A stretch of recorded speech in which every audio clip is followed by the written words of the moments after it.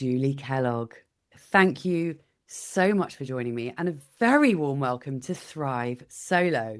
I'm very happy to have you here. You are a member of my Thrive Solo membership community as well. Now, before we get going, can you just tell our listeners just briefly who you are and what you do, and then we'll get into our conversation? Of course. Thank you for having me. It's exciting. You're welcome. I always like to change things up a little bit. We tend to talk about who we are and what we do, right? But personally, I really think of myself as a dog mom, first and foremost. I'm aspiring to be a weird rich aunt because I don't have children. And I love sliding down steep snow-covered peaks on my skis. I love it. My brand kind of got built around shoes because I love cool shoes. And I previously really loved traveling to Europe, but since the pandemic and some illness and autoimmune things, I haven't made that leap back. You and I have talked about that a little bit. And professionally, I'm a third generation dentist. I'm also a writer and I'm a certified professional coach focusing on travel and transition intelligence. Fabulous. Well, thank you very much. And also thank you for answering with, it's a very boring question that I ask at the top of every show to every guest, but thank you for mixing it up. And I love the fact that first and foremost, you think of yourself as a dog mum, because I think of myself as a cat mum first and foremost, because Johnny is my main priority in my world. Forget everything else. He is my priority. So I completely get it. Now, let's just start by talking a little bit about your solo life, because you are single, you don't have kids, as you said. And I'd love to first hear a little bit about your story of how you came to be both those things. So, if you can just start telling us a little bit about your relationship history, not least the fact that you used to be married. It's true. I grew up in a very traditional conservative religious family culture, and you just grow up assuming that you're going to get married in your early 20s and you're going to do all these things. I was also in an environment that encouraged independence for women and getting educated. So I lived in that paradox of feeling very obligated to do it all. And I went to dental school. I finished my doctorate degree. I got married at 27. Wow. So actually not very young for the culture that I was within. But it still And sounds young, hey, 27. yeah, But I know what right. you I mean. know at this point in life, right? It Yeah. sounds young. And but I felt that I was very mature. I was very ready. I went about it of this is all the things that are important to me. I'm going to cross the T's, dot the I's, on paper to everybody looking at us. It was perfect. Like everybody wanted to be us. We were traveling, we were starting businesses, we had a great life, we were having fun, coming and going all the time. But it's a huge burden to do it all, to have your own career, to be starting businesses from scratch, to keeping up the perfect home, to doing all the perfect social activities, showing up, looking just right all the time. And I was just more and more going, I can't keep up this perception, this image. I was just feeling more and more burned out. That wasn't really a term that we used as readily then, but I just felt so much resistance. And so I just kind of started to push back and to sort of try to have some different conversations around that with my husband. And we were just not in the same place. And Right. it just became more and more and more challenging to feel in alignment. And he was a great guy. I mean, just truly a wonderful person. But it just created this split in the relationship. So about 7 years, everybody goes the 7 year itch. It really Yeah. wasn't like that, but it really was at 7 years that we ended up separating. Right. And Was that at your behest? yes, I initiated it, probably with some less than desirable actions and behaviors, but I didn't know how to communicate. Those things that can be really, really difficult to communicate. And especially if you don't feel like you have the language and the real clarity Yeah, to express what you're feeling. totally. And as we were working through how to figure this out. My brother-in-law, actually, who was a friend of mine previously from before I was married, said to me, "Do you even really want to be married?" And that question really hit me like a brick in the forehead to say, "Oh, I never really considered that as an option because of that culture that we were all raised in." Yeah. And I don't think I could answer it with the clarity that I could answer it now, but it became a really big reflection point that helped me step back from those feelings of the pressure and the obligation to make it work, to fix things, to do all of that. And the question of whether or not to have kids at that point was a part of it. My husband was 4 years younger than me, and I was getting to that biological age where it becomes a little bit more risky if you're going to have children. I mean, a lot of women do it, but Mm. I finally said to him when we were working with a counselor, "You know what? If we're going to work on this marriage and put it back together, I'm good for that. I'm willing to do it, but it has to be all about us. And I'm not willing to bring a child into that because I feel like that's too much pressure. It's too risky. It adds too much stress." And I said, "If you really want to have a family, you're still young enough, you should go and pursue that." And ultimately that's what he did. Right. And I was totally okay with that because I I had kind of figured out it's going to be A or B and let's decide. But it's not easy. It's emotionally so difficult to go through Yeah. that. Absolutely. Are you still in touch with him now? No. Mm-mm. Okay. I know Now, I'm still in touch with some of the family members. He's gotten married. He has 2 children. He's still living the very, very busy, high energy life that we had. And that's great. That's good for him. But I needed to take a different path for sure. yeah. What were the sort of like what were the kind of responses and reactions from your family and close friends when you decided to essentially go, I'm out of here? There was a lot of different reactions, and a lot of them were very resistant, including my own parents. For a period of time, I thought that I might forever lose the relationship with my parents. I'm an only Really? child, so that's a really big deal. Wow. So not only was I facing a divorce, but I seriously thought I might be facing losing the relationship. What, because they reacted so negatively to you getting divorced? Yeah. Gosh, that must have Yeah. been hard. Can you go into that in a little bit more detail? It has to do with just the commitment to staying in a marriage, the moral obligation that comes with some of the conservative Christian beliefs, Hmm. particularly from my mother. That was a real challenge. Gosh.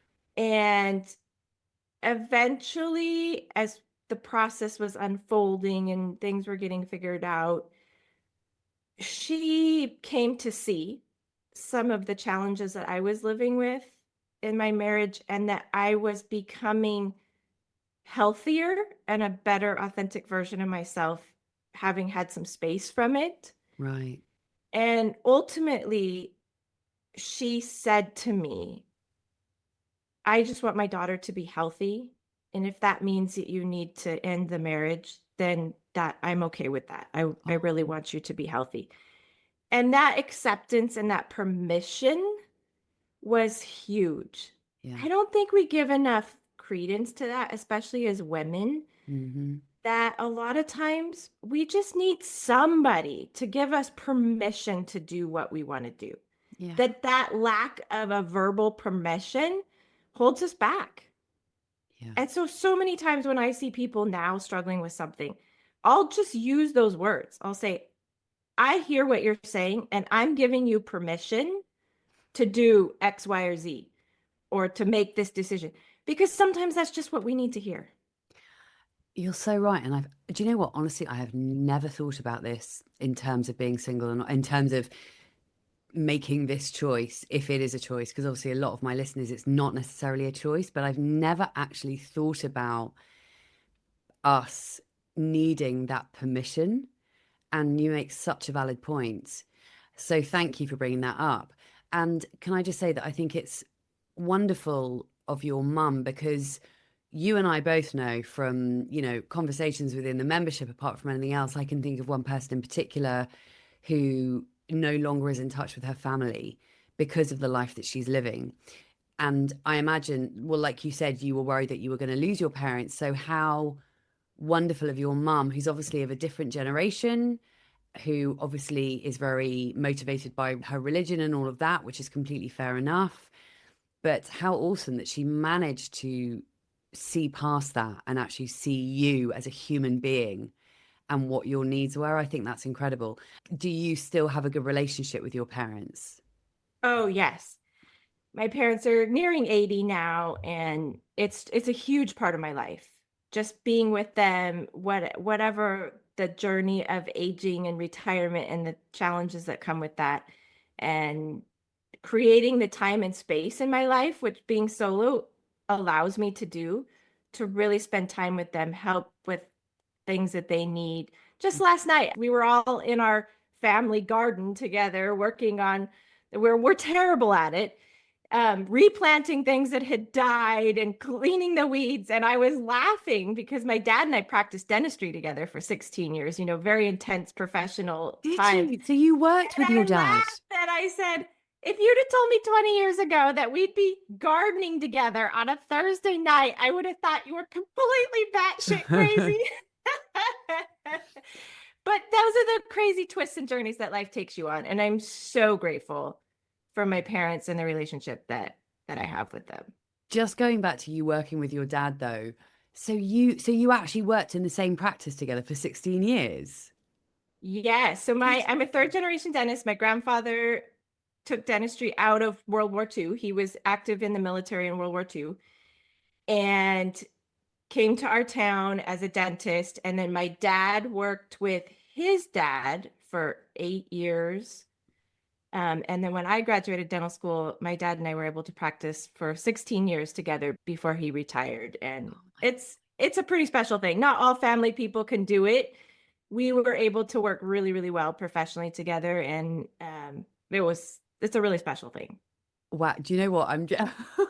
I think that is amazing. It's so funny because I think back to me and my dad. I don't know how that would have worked.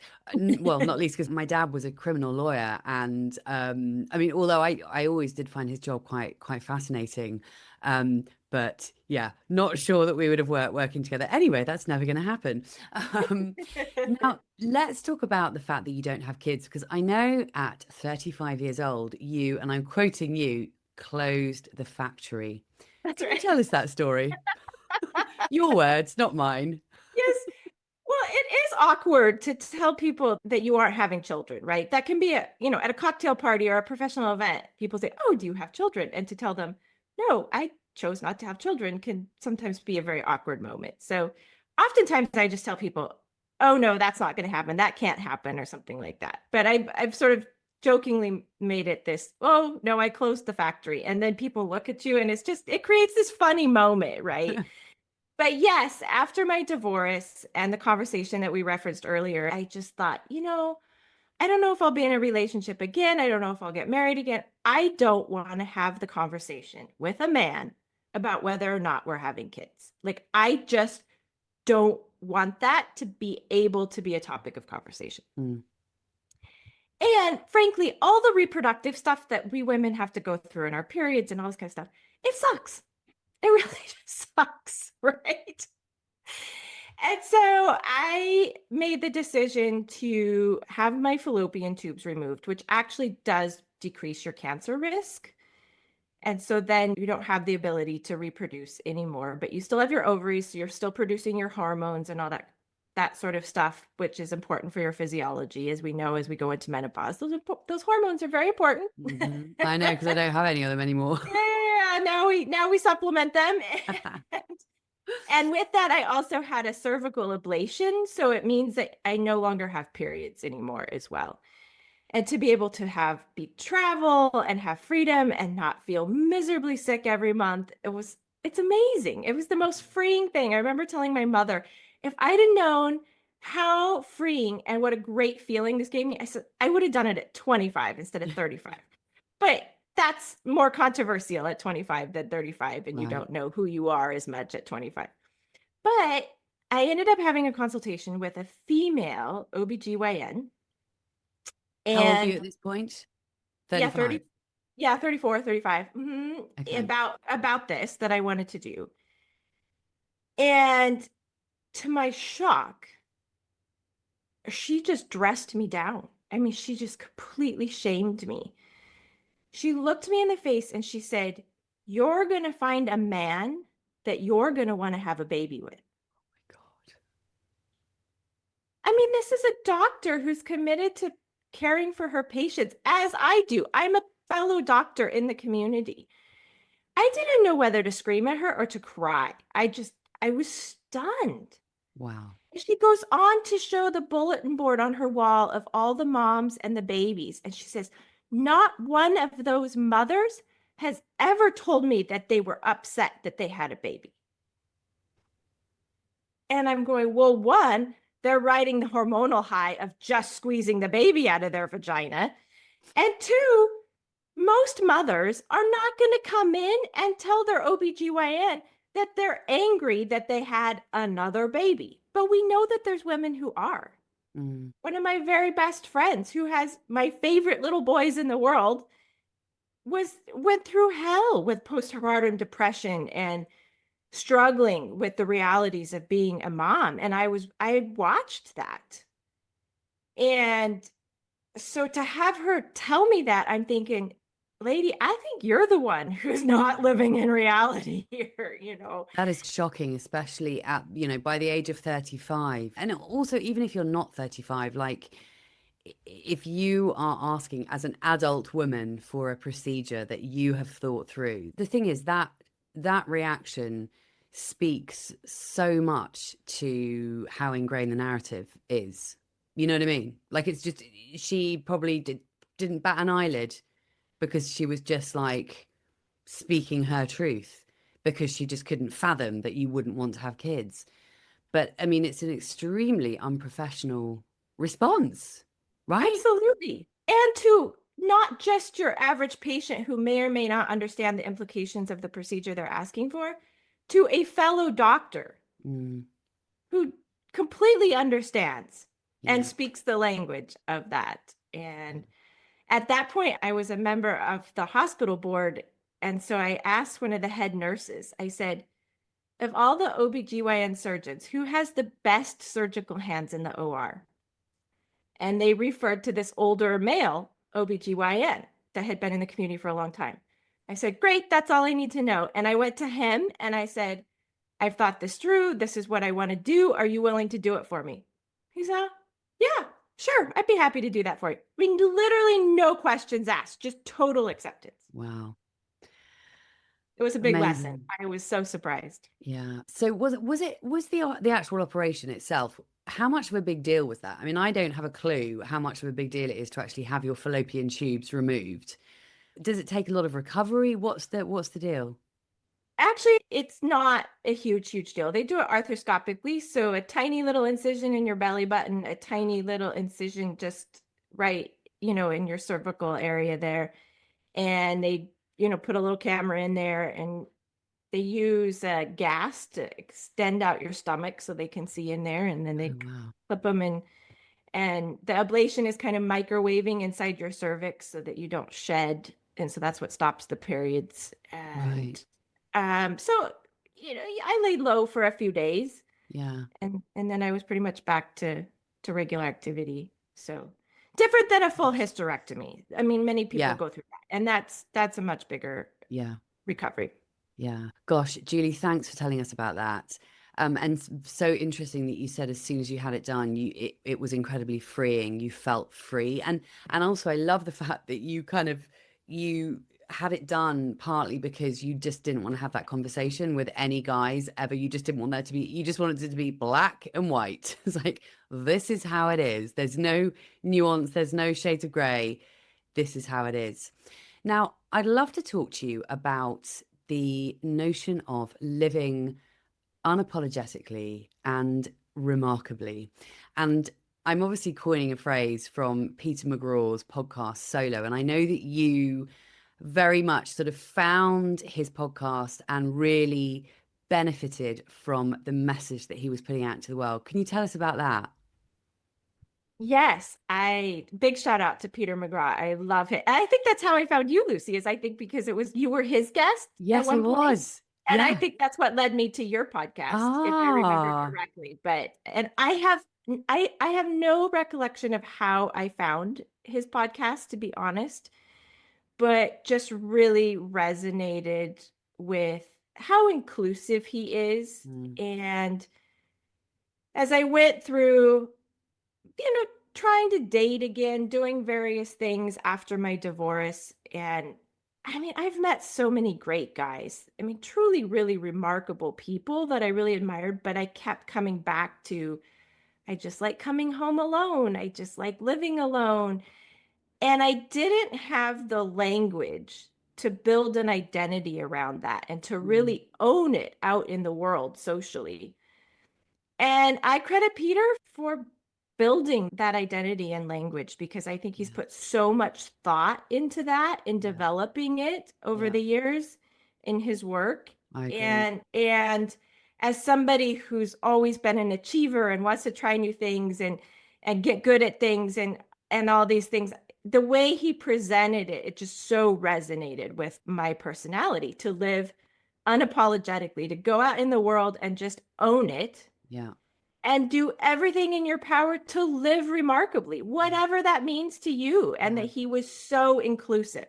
yeah, And the variety of people that he interviewed, really, really, really resonated with me. And so my confidence grew by leaps and bounds in just really. owning my solo life because I finally had this language and this identity and this ability to just say, no, this is what I'm doing and this is how I'm doing Yeah. it. Can I just interject and ask how, so if somebody asks you about your love life, that kind of dreaded question, and I love the fact that you own it, and I do too, and that's what I want other women to be able to do. But how do you sort of translate that to somebody? Because, for anyone who doesn't know Peter's podcast, it's called Solo, and I'd never really heard of the term solo, but I really like the term solo for a single person because it kind of sort of opens it up, if you know what I mean. But I'm really interested to know how you describe what a solo life is or what a solo life means to you.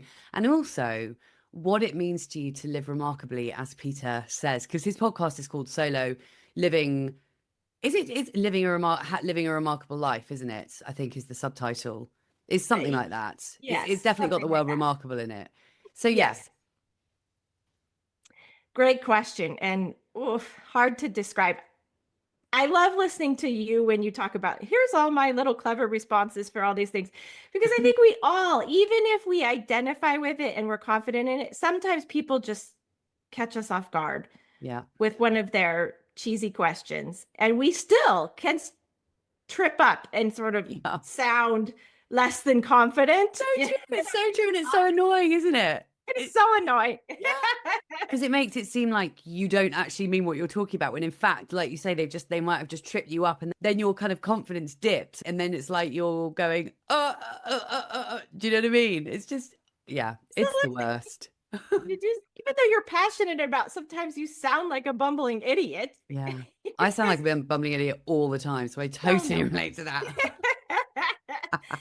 I will say this, that I think really embodying within your physical self the fact that you are living unapologetically of your solo life, in my experience, people just ask less Yeah, about that because they see you as this whole person yeah, who shows up happy and confident, even when you don't feel that way sometimes. But you step into the world unapologetically, even when you don't feel like it. And in my experience, people ask you about it less and less. yeah. I completely agree with that, because I think it's when you are truly owning your singlehood and when you are genuinely happy within yourself, like you say, it doesn't come up as much because it's really obvious to people that you're good. It's like, it's that thing of show, don't tell, show people Just show them. We don't have to go around telling people necessarily, because if we're showing them, we don't need to tell them because it's just so obvious. Yes. And people, my patients, my friends, people around, they see me going to conferences on my own, taking trips on my own, doing things with friends, and just enjoying all of that. And I think just, you don't have to say much. Just say, I'm happy with my life. I'm great with my life the way it is. I don't need anything else. Yeah. Right. And then, of course, the classic thing is like, oh, who's going to take care of you? And then you just look at them and go, well, what? You feel guaranteed that your kids are going to take care of you or that your spouse is going to take care of you? I mean, you just one sentence to push back, end the conversation. This is Yeah. not a debate we need to be having. Totally. It's always good though, isn't it, to have some things up, some kind of responses up your sleeve. My current favorite is, did you know that single childless women are the happiest demographic in society? Yes. That's my current favorite. I think we should all learn that off by heart and just like regurgitate it whenever anyone brings it up. I mean, because, you just have to shut people down and then you shut them up.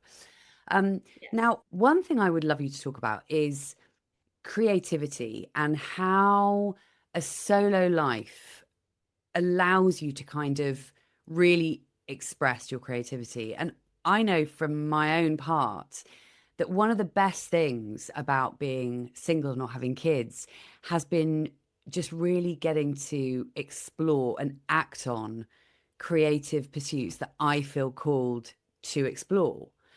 Can you speak to that, Julie? Yes. I think that's one of the beautiful things about solo life is that we have some extra time Yeah. in many ways. I mean, we have greater responsibilities because we don't share the responsibilities of our household with anybody. So that does take up time. So it's not just to be assumed that we have extra time, but we do have the flexibility in our time that nobody else has any say over our time.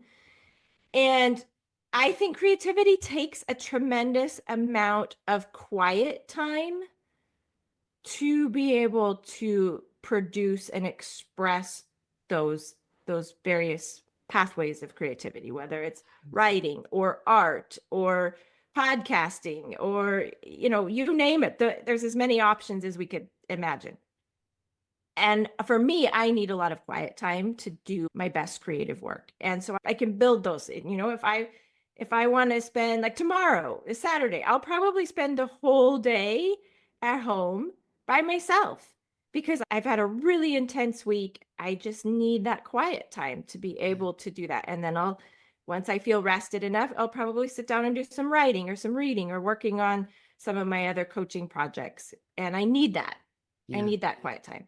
We also don't have the same types of financial pressures, right? We have to live on one income.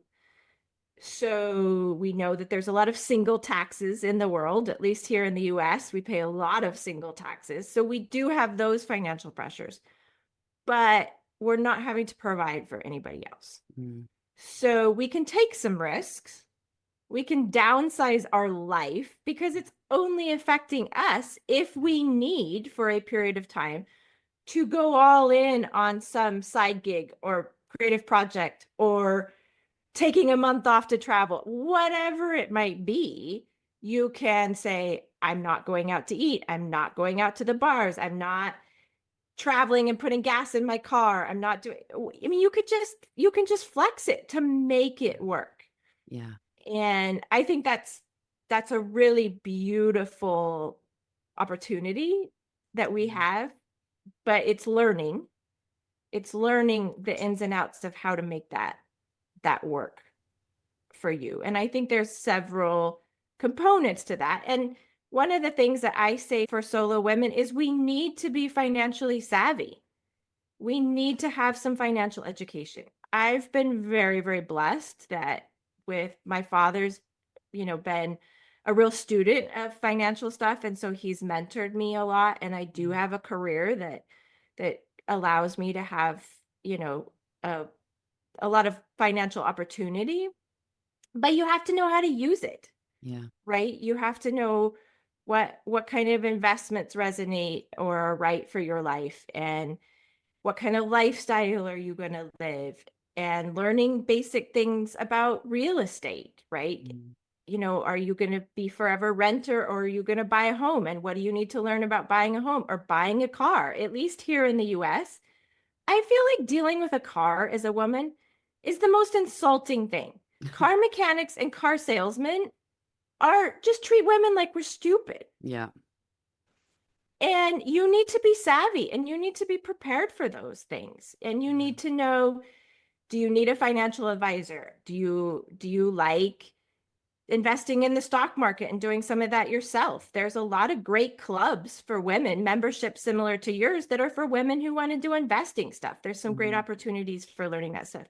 Yeah. I think that we need to be financially savvy, even if we're uncomfortable with money, or we don't think we're good at with money, or we don't have the skills to make a lot of money in a career.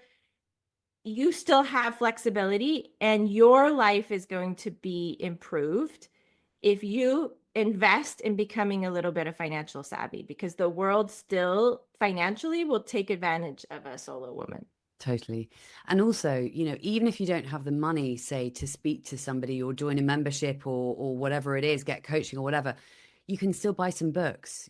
Like we can, and especially, hello, ChatGPT, hello, the internet. There are a million ways that we can learn about anything we freaking well want to. And I think you're absolutely right to say that we do need to be financially savvy. I am not. I know I never have been. I'm trying to be more. I'm trying to learn more, and I'm trying to get better, but it's not something I've ever been very good at. One thing I just wanted to go back to was the thing that you said about creativity, because I absolutely love what you said about that, because we're so lucky to be able to just get lost in something that we love doing. That is a gift. It's a fucking gift. And it's something that we do not talk about enough when it comes to solo life. The fact that we have these hours, and if we want to throw ourselves into something at the weekend, for example, and just get lost in some pursuit, whatever it may be, we get to do that. That is a privilege and that is a joy, because there are so many married women with kids out there who would kill for that time.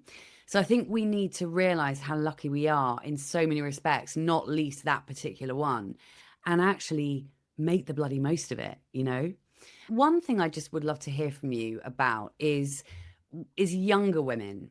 And like, I'd love to know, what would you say to women, say in their 20s and 30s, like when it comes to life and love, and am I going to get married and have kids, or the kind of expectations?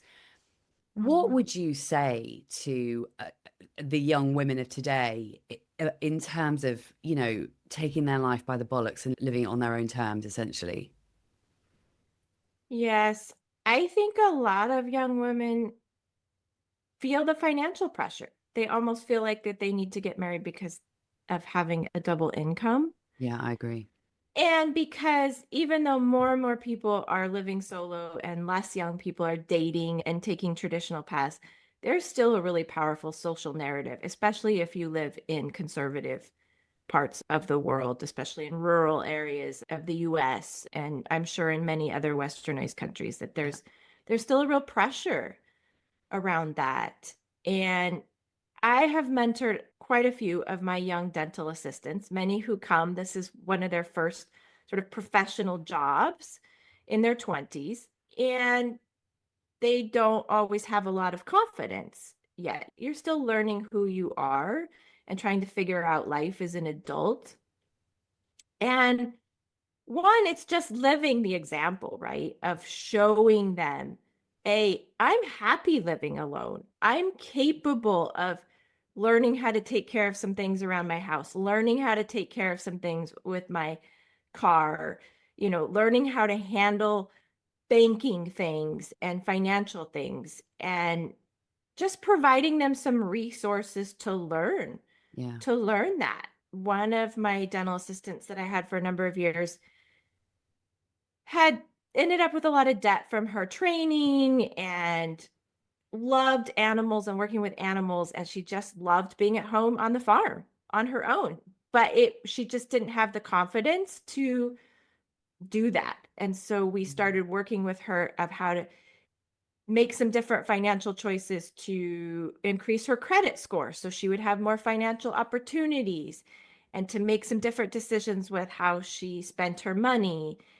And she now works in veterinary medicine, and she raises horses, and I mean, she's living this life, and she's living it with confidence. Mm, And whether or not she'll end up getting married or what she does, I mean, I don't know, but I watched her over the course of about 5 or more years turn into from somebody who didn't look at herself very positively, didn't have any confidence in her skills to take care of herself mm, or to really honor what she loved and what she was passionate about, to being a young woman who was very confident in, nope, this is how I do my farm. And she was buying and selling horses, and she was doing this, and she improved her credit score so she had more financial options. She could get a car loan to buy a truck, to pull her horse trailer, to do these things, right?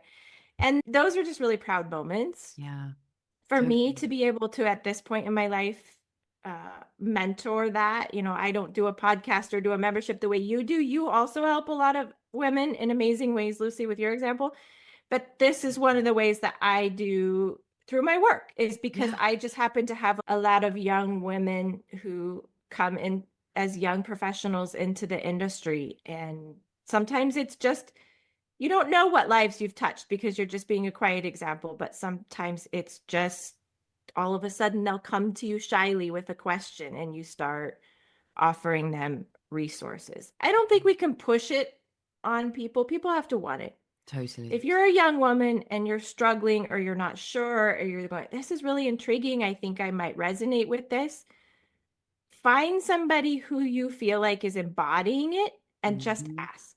Yeah, Humans want to help other humans. We as solo women want to help other solo women, yeah, but you have to ask for what you want in life. yeah.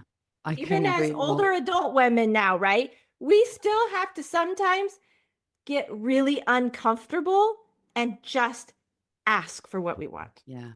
One of my life mantras has been for years is if you don't ask, you don't get. That's Mhm. literally, that is one of my mantras that I live by. Seriously. Um, I love what you said there, Julie. And, really young women need examples of women who are particularly, like you say, and you are, like, particularly women who are showing young women that you don't need a husband in order to live a good life. You don't need a husband to provide for you. I think women, so many of us seem to think that we have to have a man to provide for us. I find that quite alien because to me, my thought is, why would I expect someone to provide for me? Like, I've never quite got that. And I grew up in a, quote, traditional household with my dad worked, my mum for the most part stayed at home. She did have jobs on and off, but she essentially was a housewife. She stayed at home, particularly when we were young. But despite having had that kind of upbringing, I still have never felt like, well, a man should take care of me. And it kind of annoys me when people think, when I hear people talk like that. But that's my own problem, and that's just obviously triggering something in me for whatever reason. But I think it is so important that young women look to women like yourself as an example of someone who is living very happily, very effectively by themselves, supporting themselves. That's really, really important. So good for you. You should start a podcast. Now, you are coming to Iceland in January. I want to talk about you're coming on my trip, the trip that I'm partnering with Explore, that I'm hosting. And I'm so excited about it. And the close week, because I tell you what, it's going to be here like that. It's going to be here in 5 minutes. I need to get some proper winter gear. Anyway, that's for another conversation between you and I I and can the other help you people that with are that. going to Iceland. I actually have winter gear from Iceland that I bought when I was there like 12 years ago. Do you? Can you Or can more you than bring some of 15 it? years ago. Can you bring it with you so that can you bring extra so that I can borrow your special No, clothes? but we'll go shopping for you when you're there. Well, I don't want to leave it until I'm there. I want to like come with all the gear. But Yeah. anyway, Yes. um, but no, I'm really excited about that. But I wanted just to talk to you quickly about solo travel. So obviously the trip that you and I are doing is a group trip, but we're all single women. What are your thoughts on solo travel? What are your sort of previous experiences of traveling? Do you tend to travel by yourself? Do you tend to travel with friends? What are your thoughts?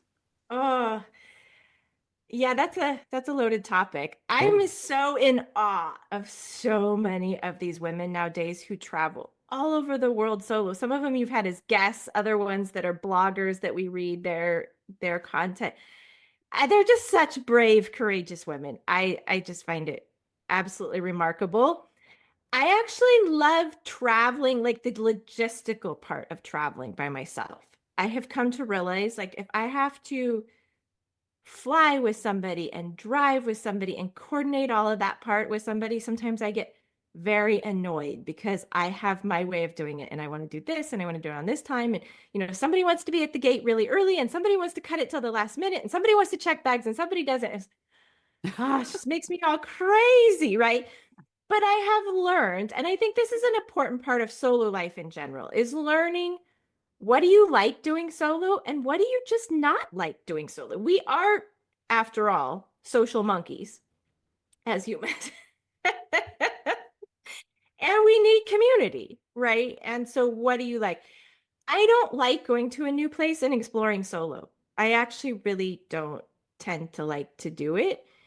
And I've been blessed to do a lot of travel with some great friends, both guys and girls over the years. And sometimes I do fly with them or whatever, but I find that I really like oftentimes doing that part of it alone. But I actually like traveling with somebody else. And it doesn't need to be a big group. I've never done a group trip like what you're doing, Lucy. So this is all kind of new. I And the haven't reason, either. yeah. Shit. And there's But some actually, I great have when I women's was group, younger. right? If you don't want to travel solo, there are some great women's groups that do women only travel groups or solo type people travel groups. I mean, there's so many great opportunities now. So don't sit at home. That's what I'm saying. As a solo, don't sit at home. There are so many great opportunities. But I actually like traveling with one or two good friends. And it has to be people that enjoy doing what you do, right? So I think that you learn a lot if you travel with somebody, and then you kind of figure out who are your people. So my best friend from university days, we haven't done a trip for probably 5 years now, but she and I just like we love doing the same things. We love hiking. We love going to cathedrals. We tend to stay away from museums. We'll wander around towns. Find good coffee and pastries. We just travel perfectly together. We're both introverted enough that we can have our quiet time, and we're all good. But we all have our own lives. So coordinating those things are sometimes challenging. And since the pandemic, we haven't been able to coordinate to do those sorts of things. But yeah, for the Iceland trip, it's kind of like, oh, I've never done a group trip. Like, I don't know about this, but I've had a lot of fear about my body pain and the jet lag and all the challenges around traveling again since my autoimmune condition. So I've had a lot of fear around that. So I'm facing my fears a bit coming on this trip to Iceland. And partly it's just nice that a lot of the details are organized. So I Yeah, don't have totally. to put forth as much exploration energy Yeah, into the trip. I've been to Iceland before, but I've always wanted to go in winter to photograph the winter Arctic light. yeah. So this is great because I'm going to get to go to some of the classic sites, most of which I've already seen, but I can just focus on being with the ladies on the trip and exploring those new friendships and then doing the Yeah, photography stuff that yeah. that I want to do. And it's a shorter trip and it's a direct flight from Seattle to Reykjavik. So I'm Which is hoping amazing plan. we'll see how it is. And I'm trying to work the mileage point systems to see if I can fly business class so I can lay down on the flight and hopefully not arrive physically in suboptimal condition. Yeah, yeah.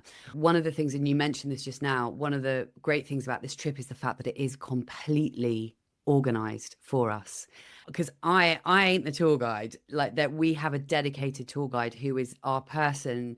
And apparently the guys in Iceland, I think they're all men, the ones that do it in Iceland, because I specifically asked about the tour guide when I had a meeting with Explore the other week. But anyway, apparently they are fabulous and wonderful and amazing and very, very knowledgeable. So I'm really looking forward to just being told, right, you've got to be here, you've got to be here, then we're going there. Basically, it's all completely done for us.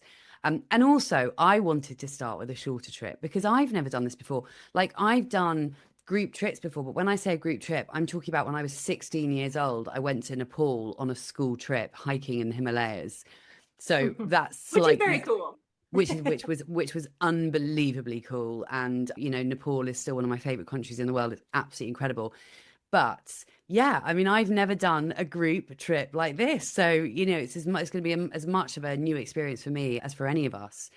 Now, one thing, moving on from solo travel, one thing I want to ask you about is sex, because you are in my book, Julie Kellogg.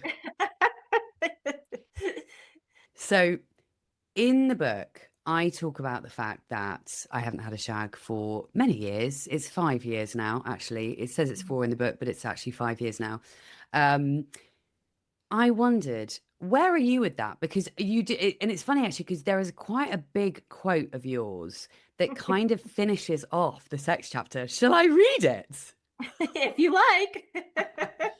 No pressure. Hang on. Hang on. I've got the book right. Oh, look, I've got a copy of a book. Hang on. Where is it? Where is it? Where is it? Where is it? Blah, blah, blah, blah. I should have prepared this. Sex, sex, sex, sex. Hang on.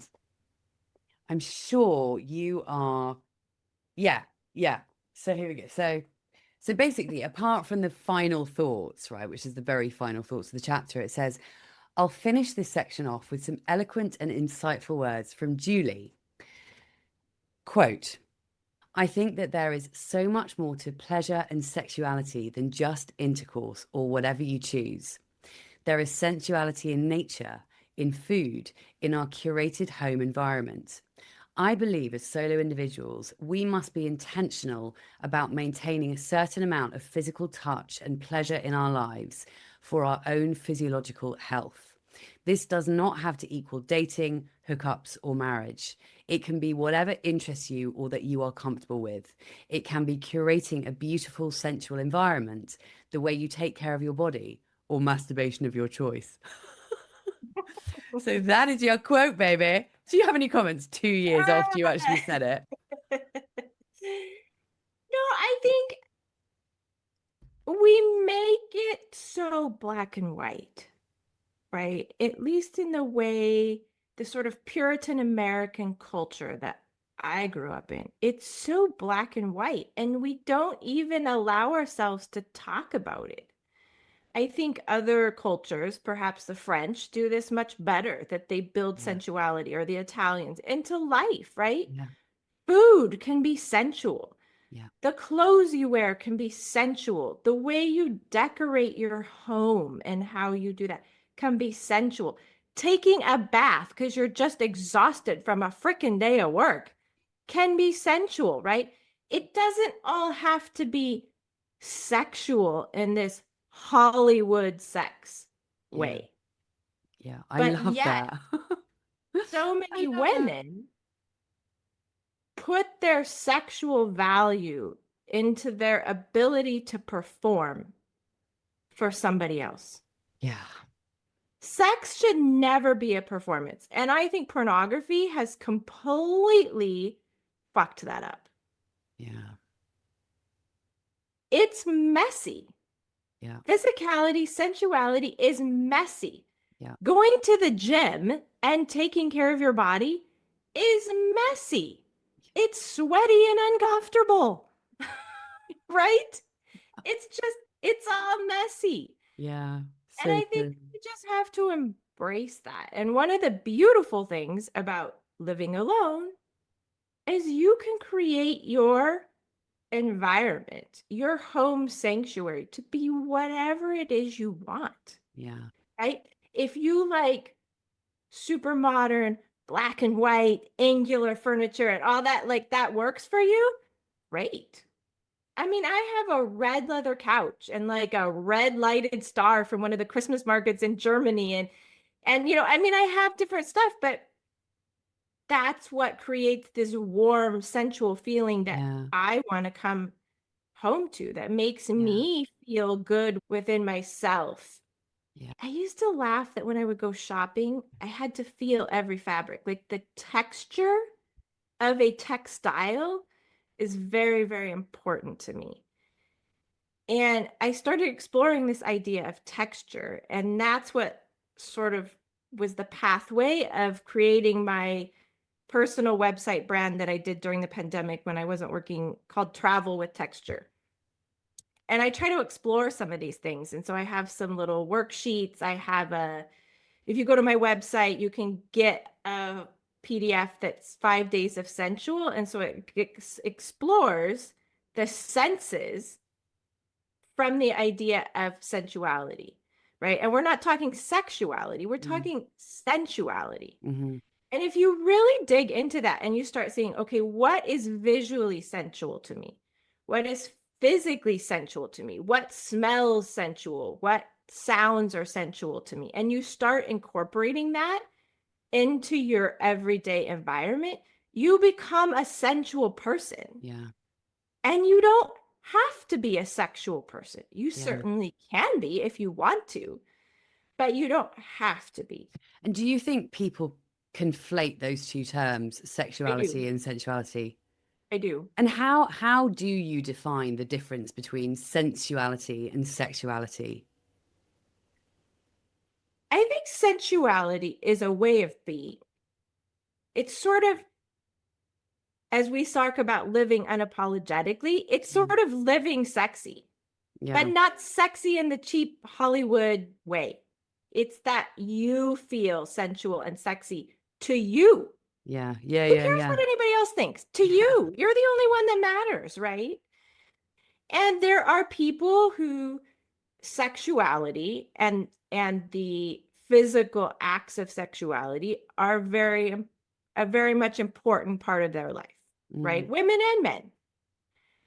For me personally, I think it was kind of an up and down, but especially since I was sick and I had some of the autoimmune stuff, and my body is so unpredictable in feeling pain or just feeling exhaustion, or those energetic things around actually having sex or sexual activities. It's just so unpredictable that Mm. it just feels stressful to me. It, Mm. it just has taken a lot of the joy out of it. And so at this point in time, yeah, similar to you, like that's just not a Yeah. big part of my life in any way. And I don't really have a big desire for it because I fill myself in so many Yeah. other ways, with And that's creativity, such a key point. doing things I want, with hanging out with people that I truly love and enjoy. I was just telling a friend of mine, a male friend of mine, who we talk about all this and we have lots of debates about dating and marriage and sexuality and all these things, that I was saying that I said, the sexiest thing to me is having an intellectual conversation with me. Mm. Connecting, feeling connected to somebody is having a deeply intellectual conversation with them. Mm.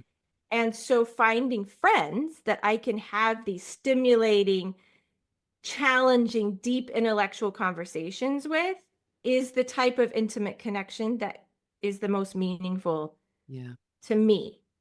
Yeah. Having some intimate sexual relationship, whether it's with a partner or it's with sort of a, friends with benefits or whatever situation works for you, may be meaningful to other people. And that's wonderful. Like, cast a big tent, as Peter says, right? Like everybody's welcome in that way. But to me, the physical side of it is just not, it just feels too stressful Mm. for me at this point in my life. And that may change. Yeah. But that's where I'm at Yeah. right now. One thing, just to go back to what you were saying, well, in fact, going back to your quote, you mentioned touch being important. And can I just say, and this is not in either a sensual or a sexual way, FYI, audience, but having a pet, like the number of time, like I literally cannot walk past Johnny. I can't walk past him without going up to him and like shoving my face in his face or in his tummy or like kissing him. I cannot resist. He's so divine. And I think actually you can get a lot of the kind of touch aspect of you know what I mean? If we supposedly miss out on touch because we don't have a boyfriend, blah blah blah blah blah, but actually having a pet that you can cuddle and having a pet that you can, curl up next to, that counts for a lot. I mean, you have a dog. What are your thoughts on that? 100%. Absolutely. I actually have two dogs. And when I lost one of my dogs, my little girl Mochi is older and not the cuddly type of dog. She's always there. She's always facing out from me, very much the protector, always wants to be in the room with me, all that kind of stuff. But she's not the cuddly. And it made me crazy. I felt like I just had this kind of anxious relationship with her, and she was really lonely. She didn't want to stay home by herself when I was at work. So I adopted another dog, and he's like the sweetest little cuddle boy. And it's like the favorite thing to like just snuggle up with him at night to go to sleep, Yeah. right? And so absolutely, I think that you can find those moments of touch and comfort Yeah. and companionship Yeah. in many different ways. And it doesn't have to be a pet. I remember another doctor friend of mine who lived alone coined this term clean sheet night. And it's when you change the sheets on your bed and Oh, everything's best. taut and they're just smooth. And it's like that feeling of sliding into bed when you've just made the bed with new sheets. That's a It's the really best. intimate physical touch kind of feeling Yeah. of clean sheet night. And so it's Yeah. like, once a week or 10 days when I do that, it's like, yep, clean sheet night. And it becomes this whole event of clean sheet night, right? And so you just have to find those things and explore those things and be curious Yeah. about them. And we just don't talk about that enough. Yeah, you're absolutely right. Julie Kellogg, it has been wonderful to talk to you. I'm so excited to actually meet you in the flesh in Reykjavik in January. I can't bloody wait. Now, before we wrap up, well, two things actually. Firstly, what would you say is your most favorite thing about being single and not having kids? And the second thing I'm going to ask you is what it means to you to thrive solo. I think one of my favorite things is coming home alone. Oh, yes. You can go out with friends, you can be at friends for dinner, you can have traveled, going to work, whatever it is. That feeling of stepping into my house, it might be dirty and a complete mess because I left it that way, or it could be completely clean and tidy just the way I like it. Doesn't matter. Stepping into my house and knowing I'm there alone, I can do whatever I want, be whatever I want, wear whatever I want. Nobody is going to ask me anything, question anything, is the most beautiful thing in the world. I couldn't agree. Can I just say, I couldn't agree more. And it's funny because I hear quite a lot of single women say the opposite, that the one thing they hate is coming home to their empty house. And I've never felt like that. I love coming home to my flat. Well, you know that I'm currently living at my mum's, but I'm living in a completely independent flat. So to all intents and purposes, it still is an independent flat in the same way that with my flat in London. But either there or here, I love, love, love the same as you coming home to my own place without anybody else there apart from Johnny. And like you say, being able to do what you want, be who you want, wear what you want. It's to me, it's heaven. So I love that you say that. What does it mean to you to thrive solo? I think exactly the theme of what we've talked about today is just living unapologetically. And be curious. Try new things. Find those things I say that are like writing post-it notes that say I love you to yourself.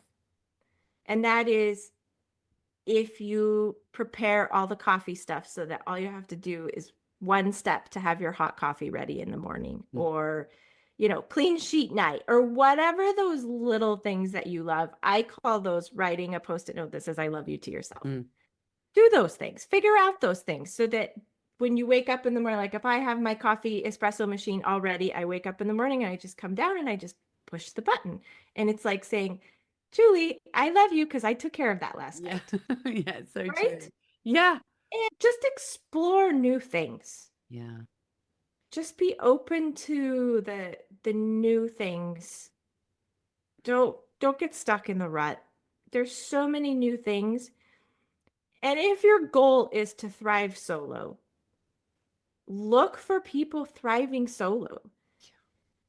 In the last couple of years, as I've really stepped into this identity, I can't even begin to tell you how many people I see doing remarkable things solo.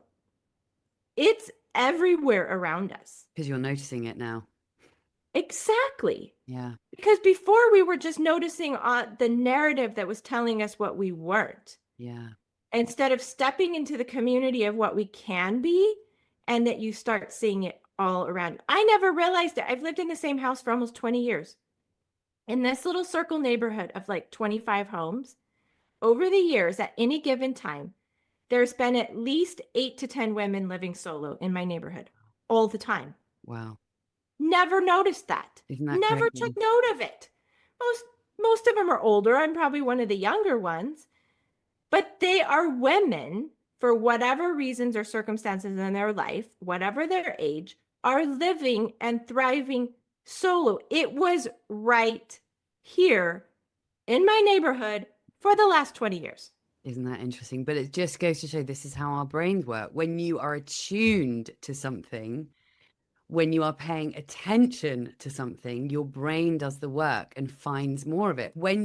If you'd been focusing, well, probably what would happen, probably what was happening before that is you probably weren't looking for them. You were probably looking more for the couples and the kids and la la la la. So that's what you were finding. So yeah, thank you for that. That says so much. Julie, how can people find you and follow you? I have several different things. Go I for am on it. Facebook. I am on Facebook, just my name, Julie Kellogg. And on Instagram, I am Travel with Texture, same as my website, Travel with Texture. I have a travel blog on that website. I have photographs, some things around coaching. So that's kind of my personal brand. Love to have all the women in your audience come there, and we'll explore